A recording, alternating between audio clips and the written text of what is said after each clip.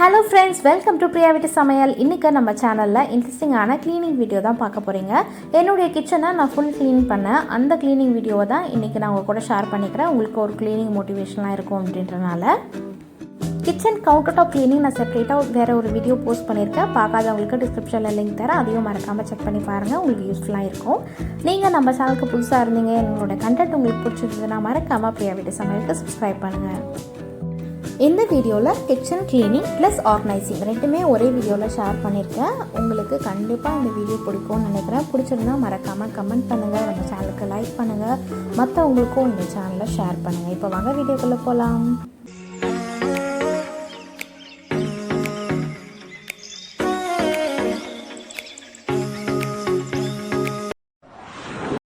கிச்சனில் நான் ஏற்கனவே கொஞ்சம் பொருட்கள் தான் வச்சுருக்கேன். அதனால் எனக்கு க்ளீனிங் பண்ணுறது ரொம்ப ஈஸி. ஒரு 2 ஹவர்ஸ்க்குள்ளேயே எல்லாத்தையுமே நான் க்ளீன் பண்ணிட்டேன்.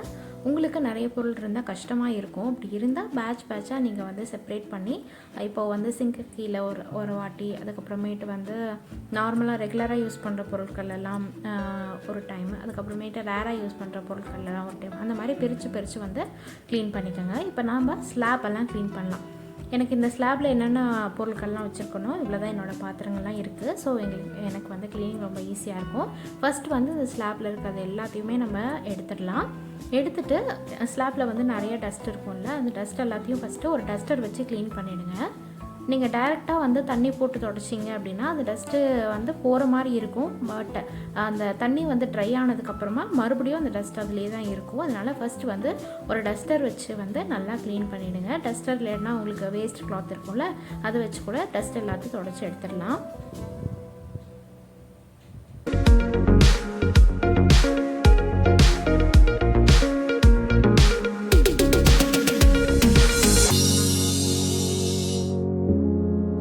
இப்போ நம்ம டஸ்டிங் எல்லாத்தையும் முடிச்சாச்சு. டஸ்டிங் முடிச்சதுக்கப்புறமா நான் சிஃப் வச்சு க்ளீன் பண்ணுறேன். நீங்கள் வினிகர் பேக்கிங் சோடா வச்சு க்ளீன் பண்ணலாம். இல்லைன்னா நம்ம டிஷ் வாஷிங்க்கு யூஸ் பண்ணுறோம், பாத்திரம் துளக்கிறதுக்கு யூஸ் பண்ணுறோம்ல, அந்த லிக்விடே வச்சு யூஸ் பண்ணலாம். எந்த லிக்விட் உங்களுக்கு அவைலபிளாக இருக்கோ அந்த லிக்விட் வச்சு யூஸ் பண்ணிக்கலாம். நான் சிஃப் என்கிட்ட இருந்தது, அதனால் நான் யூஸ் பண்ணுறேன். சிஃப் 2-3 ட்ராப்ஸ் போட்டுட்டு அதுக்கப்புறமா ஒரு ஸ்க்ரப்பர் வச்சு, அந்த ஸ்க்ரப்பர் மட்டும் தண்ணியில் நனைக்கணும்.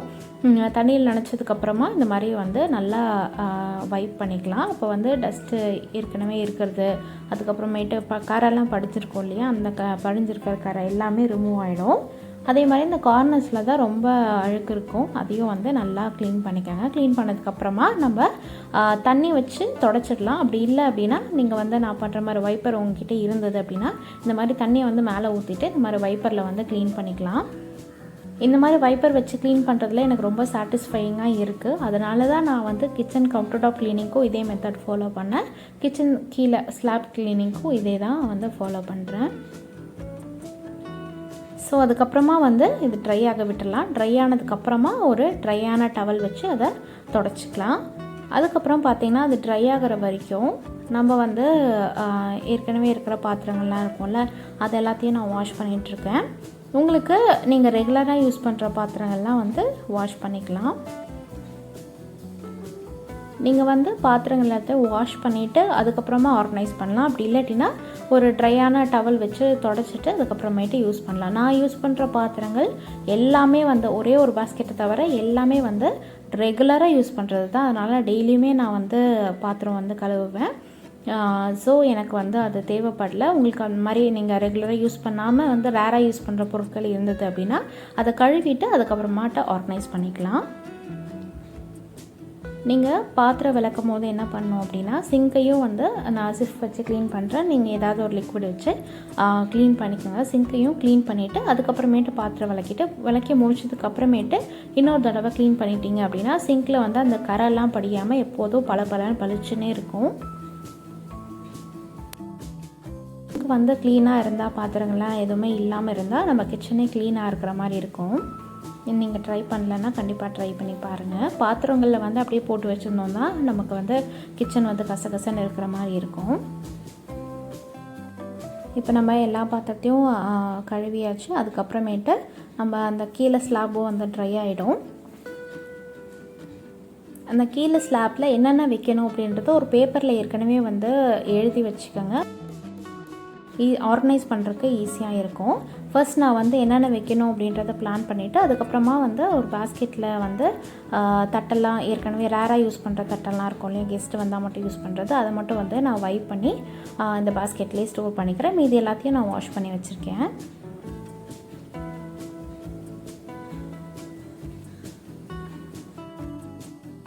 டிமார்ட்டில் வாங்கின பிளேட்ஸ் தான். நான் வந்து ஷாப்பிங் ஹால் ஏற்கனவே வீடியோவில் போஸ்ட் பண்ணியிருக்கேன். நீங்கள் இன்னும் பார்க்கல அப்படின்னா டிஸ்கிரிப்ஷனில் ஷாப்பிங் ஹால் ப்ளேலிஸ்ட்னே தரேன். அந்த ப்ளேலிஸ்ட்டில் நான் ஷாப் பண்ண எல்லா பொருட்களுமே இருக்கும். உங்களுக்கு தேவைப்பட்டது அப்படின்னா மறக்காமல் செக் பண்ணி பாருங்கள்.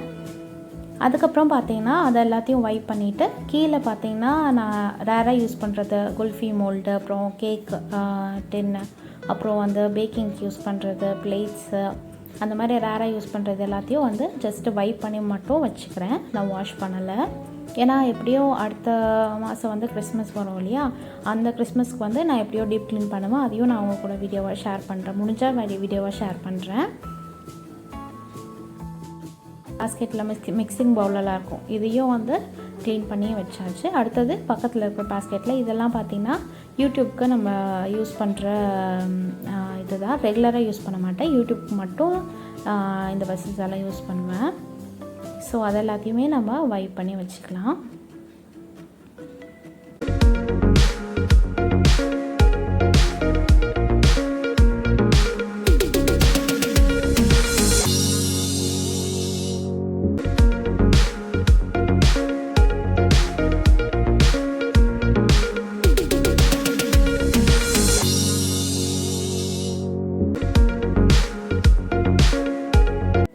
அதுக்கடுத்தது இந்த ப்ளூ கலர் பாஸ்கெட்டில் பார்த்தீங்கன்னா ரெகுலராக யூஸ் பண்ணாமல் ரேராக யூஸ் பண்ணுற பாத்திரங்கள்லாம் இருக்குது.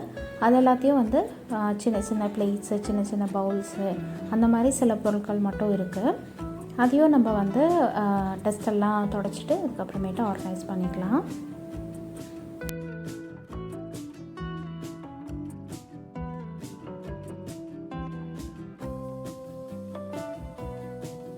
அடுத்தது சிங்க்கு கீழே தேவைப்படுற பொருட்களெல்லாம் வைக்கிறதுக்காக இந்த மாதிரி வந்து ஒரு பாஸ்கெட்டை 2 டயர் பாஸ்கெட் வந்து யூஸ் பண்ணுறேன். அந்த பாஸ்கெட்டில் வந்து எல்லாத்தையும் ஆர்கனைஸ் பண்ணி வச்சாச்சு.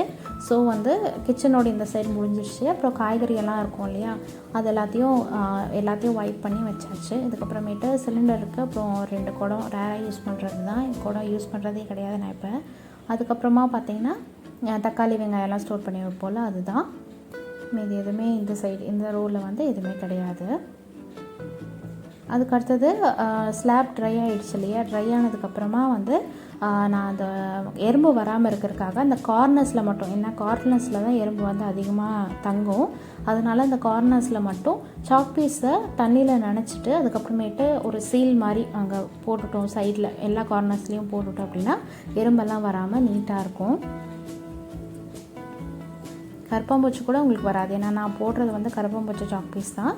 பட் எறும்புக்காக தான் நான் போடுறேன். கருப்பாம்பூச்சும் வராது, எறும்பும் வராது. அந்த மாதிரி பண்ணும்போது உங்களுக்கு இந்த மெத்தட் வந்து கன்வீனியண்ட்டாக இருக்குது அப்படின்னா மட்டும் ஃபாலோ பண்ணுங்கள். அதுக்கு அடுத்தது பார்த்திங்கன்னா சின்ன சின்ன பாத்திரங்கள்லாம் சர்விங் பவுல்ஸ் எல்லாம் இருக்கும்ல, அது எல்லாத்தையும் நான் வந்து ஆர்கனைஸ் பண்ணிக்கிறேன். ஃபஸ்ட்டு வந்து ரேராக யூஸ் பண்ணுற பிளேட்ஸு, அதுக்கப்புறமேட்டு மிக்ஸி ஜார்ஸ் எல்லாம் வச்சுருக்கேன். அதுக்கப்புறமா கொஞ்சம் ஸ்பேஸ் விட்டு சர்விங் பவுல்லாம் வச்சுருக்கேன். அதுக்கப்புறமா நம்ம வந்து க்ராசரி வந்து சிலது மட்டும் கீழே வந்து ஸ்டோர் பண்ணி வச்சுருக்கேன். ஏன்னா மற்றது எல்லாமே கிளாஸில் வச்சுருக்கேன், இது மட்டும் சில்வரில் ஷெல்ஃபில் வச்சா நல்லா இருக்காதுன்றனால சில்வர் சாமான் ஃபுல்லாக வந்து கீழே தான் நான் வச்சுருக்கேன். இந்த என்னென்ன வச்சுருக்கேன்றதை ஆர்கனைஸ் பண்ணி முடிச்சதுக்கப்புறமா அவங்க கூட சொல்கிறேன்.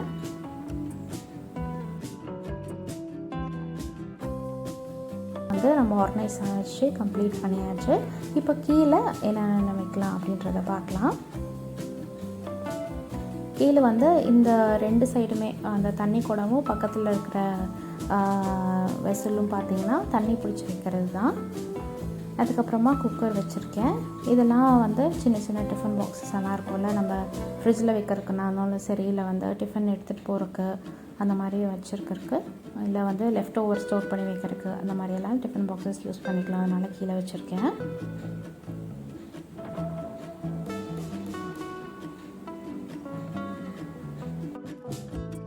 இங்கே பார்த்தீங்கன்னா நான் ரேராக யூஸ் பண்ணக்கூடிய பிளேட்ஸ் எல்லாம் வச்சுருக்கேன். அதுக்கப்புறமேட்டு பெரிய கிளாஸஸ், அதுக்கப்புறமா சின்ன கிளாஸஸ், சின்ன பவுல்ஸ் அதெல்லாம் வச்சுருக்கேன். இதெல்லாம் நான் எடுப்பேன் எப்பவுமே. இந்த பிளேட்ஸை தவிர மீதெல்லாம் ரெகுலராக யூஸ் பண்ணுவேன். இதெல்லாமே நம்ம சர்வ் பண்ணுறதுக்கு யூஸ் பண்ணுறது. அது இல்லாமல் வந்து சாம்பார், அதுக்கப்புறம் ரசம், பொரியல் அந்த மாதிரி வந்து ஸ்டோர் பண்ணி வைக்கிறதுக்கும் யூஸ் பண்ணலாம். அதுக்கு பக்கத்தில் பார்த்திங்கன்னா இந்த சின்ன கண்டெய்னரில் வந்து அரிசி வந்து ஸ்டோர் பண்ணி வைக்கிறேன். அதுக்கு பக்கத்தில் பார்த்திங்கன்னா கோதுமை மாவு, அதுக்கு பின்னாடி பார்த்திங்கன்னா மிளகாத்தூள் நம்ம அரைப்போம்ல, அது வந்து கம்மியாக தான் இருக்குது, அதனால் அங்கே ஸ்டோர் பண்ணி வச்சுருக்கேன். அதுக்கப்புறமா பாஸ்மதி ரைஸும் இட்லி ரைஸும் வந்து அங்கே ஸ்டோர் பண்ணி வச்சுருக்கேன். ஸோ அதுக்கு கீழே பார்த்திங்கன்னா நம்ம யூஸ் பண்ணக்கூடிய சின்ன சின்ன பவுல்ஸ் எல்லாம் வச்சுருக்கேன். அதுக்கப்புறமேட்டு இரும்பில் வந்து தோசைக்கல்லும் சின்ன ஒரு கடாயும் வச்சுருக்கேன். இதெல்லாம் வந்து ஸ்டீலில் யூஸ் பண்ணுறக்கூடிய கடாயெல்லாம் வச்சுருக்கேன். அதுக்கப்புறமேட்டு இட்லி குக்கர், அப்புறமா இது வந்து ஹோம் சென்டரில் வாங்கின ஒரு செட்டு தான், குக் அண்ட் சர்வ் மாதிரி, அதுக்கு நம்ம யூஸ் பண்ணிக்கலாம். அதுக்கு ஒரு செட்டு. பின்னாடி வந்து ஒரு பெரிய கண்டெய்னர் வச்சுருக்கேன், வேறு யூஸ் பண்ணுவேன். அதுக்கு மேலே வந்து ஹாட் பாக்ஸ் எல்லாம் வச்சுருக்கேன். இதெல்லாம் சின்ன சின்ன டிஃபன் பாக்ஸ். அதுக்கப்புறமா இது வந்து சாப்பாடு வடிக்கிறதுக்காக யூஸ் பண்ணுவேன். ஸோ இந்த டிஃபன் பாக்ஸஸ் எல்லாமே நம்ம ஸ்டோர் பண்ணி வைக்கிறதுக்காக. அப்புறம் அது பக்கத்தில் இருக்கிறது வந்து மாவு அரைச்சோன்னா அது வந்து ஸ்டோர் பண்ணி வைப்பேன். அப்புறம் குக்கர் வந்து இந்த உள்ளே வந்து வச்சுருக்கேன், ஈஸியாக நம்ம வெளியே எடுத்து உள்ளே வச்சுக்கலாம். அந்த மாதிரி தான் நான் ஸ்டோர் பண்ணி வச்சுருக்கேன். இதில் ரெண்டுத்துலேயுமே வந்து தண்ணி வந்து ஸ்டோர் பண்ணி வைப்பேன். ஸ்லாபில் இருக்கிறதெல்லாம் முடிஞ்சிருச்சு. ஸ்லாபில் ஸ்டோர் பண்ணும்போது எப்போவுமே வந்து நான் கொஞ்சம் கேப் விட்டுருக்கேன் பாருங்கள். அந்த மாதிரி வந்து கேப் விட்டு ஆர்கனைஸ் பண்ணிங்க அப்படின்னா பார்க்குறக்கு உங்களுக்கு நீட்டாக இருக்கும். வீடியோ வந்து சின்னதாக இருக்கிறனால கொஞ்சம் கிளட்டடாக தெரியுது, பட் நேரில் பார்க்கும்போதும் நீட்டாக ஆர்கனைஸ் ஆகிருக்கு. இந்த பாஸ்கெட்டில் தக்காளி வெங்காயம்லாம் வைக்கிறோம்ல, அதெல்லாம் வந்து ஸ்டோர் பண்ணி வச்சுருக்கேன். அதுக்கு பின்னாடி வந்து ஃப்ளாஸ்க் இருக்குது. அப்புறம் வந்து 2 குடம் வந்து யூஸே பண்ணுறதில்ல, அதனால நான் பின்னாடி வச்சுருக்கேன். இந்த பாஸ்கெட்டில் பார்த்திங்கன்னா க்ராசரிஸ் வந்து மீதியாக இருக்கிறது இருக்கும்ல, அதெல்லாம் இருக்குது. ஓப்பன் பண்ணாதது இருக்கும்ல, அதெல்லாம் இருக்குது. இங்கே வந்து சிங்கில் தேவைப்படுறதுக்கு எல்லாமே ஆர்கனைஸ் பண்ணி வைக்கிறதுக்காக இந்த 2 டயர் வந்து யூஸ் பண்ணுறேன்.